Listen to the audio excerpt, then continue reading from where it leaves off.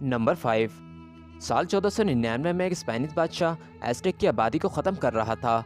इस बादशाह को यह खबर मिली कि इस शहर के लोग रोज़ किसी न किसी इंसान की कुर्बानी देते हैं और इस शहर में इंसानी खोपड़ियों से बनी एक बहुत बड़ी दीवार है जो एज़टेक शहर के दारुल हुकूमत टिनोक में मौजूद थी।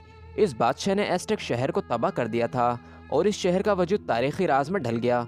लेकिन 2015 में आर्कियोलॉजिस्ट ने जदीद दौर के मैक्सिको शहर टेप्लोमीर के नीचे एक जगह का पता लगाया जहां से खुदाई के दौरान 650 इंसानी स्कल मिले। इसके अलावा 1000 से ज़्यादा और ऐसे सबूत मिले जिससे ये साफ हो गया कि एज़टेक का दारुल हुकूमत यही था। यहाँ इंसानी स्कल से बनी एक दीवार भी पाई गई जो एक बास्केटबॉल कोर्ट के बराबर थी।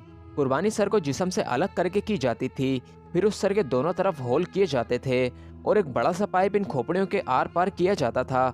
इसी तरह से ये इंसानी खोपड़ियों की दीवार बनाते थे और इस दीवार को सहारा देने के लिए दो बड़े मीनार भी बनाए गए थे जो खोपड़ियों से बने हुए थे। ये सब कुर्बानी देवताओं को खुश करने के लिए दी जाती थी। एज़टेक के लोगों का मानना था कि अगर वो लोगों को कुर्बान नहीं करेंगे तो दुनिया में सूरज नहीं निकलेगा और दुनिया खत्म हो जाएगी। नंबर 4। वैम्पायर कब्रों के माहिर आर्कियोलॉजिस्ट कोल्डिस पोलैंड में कब्रिस्तान की खुदाई कर रहे थे। उन्हें वहां 14 ऐसी कब्रें मिली जो वैम्पायर्स की थीं। इनके दांत बिल्कुल नोकदार और लंबे थे जिससे देख के सब हैरान रह गए। इन लाशों को बहुत अजीब हालत में दफन किया गया था ताकि इन्हें ठीक किया जा सके।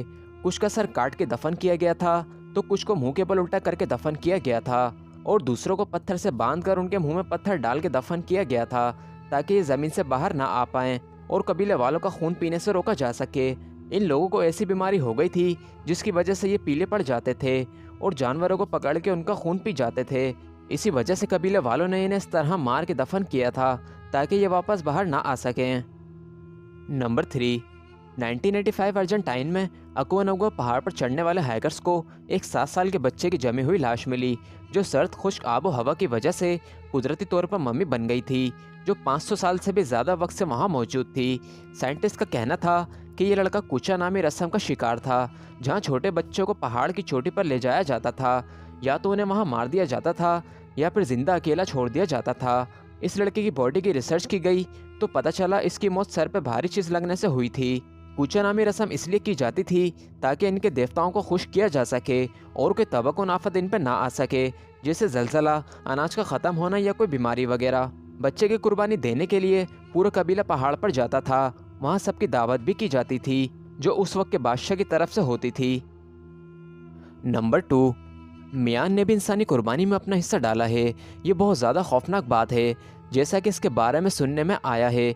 2016 में आर्कियोलॉजिस्ट को बिलीज में खुदाई के दौरान 10,000 इंसानी हड्डियां मिली जिसमें से ज़्यादातर 14 साल से कम उम्र के बच्चों की थीं। रेडियो कार्बन डेटिंग बताती है कि लाशें एक गार में रखी गई थी जो 1500 या 3000 साल से यहाँ मौजूद थीं। माया कबीले के लोगों का मानना था कि बच्चों की कुर्बानी देने से बारिश होती है और गार और कुएं में पानी बढ़ता रहता है। माया कबीले में इस रस्म को मुकद्दस समझा जाता था। नंबर 1। 2003 में एक छोटा सा एलियन की तरह दिखने वाला ऑब्जेक्ट चिली के डिजर्ट अटाकामा के घोस्ट टाउन में पाया गया। क्या ये कोई एलियन था या कोई इंसान? ये छोटा सा 6 इंच लंबा स्केलेटन, इसकी नोकीली लंबी खोपड़ी, बड़ी बड़ी आंखें और कमजोर जिस्म दिखने में बिल्कुल इंसानी स्केलेटन जैसा था।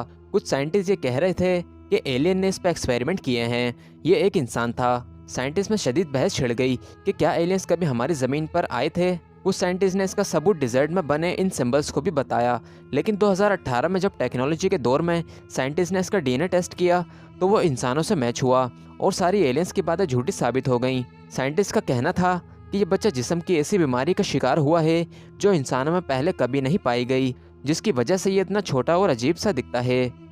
दोस्तों, आज के लिए बस इतना ही। अगर आपको ये वीडियो पसंद आई तो इस वीडियो को लाइक करें, शेयर करें और हमारे चैनल को सब्सक्राइब करें।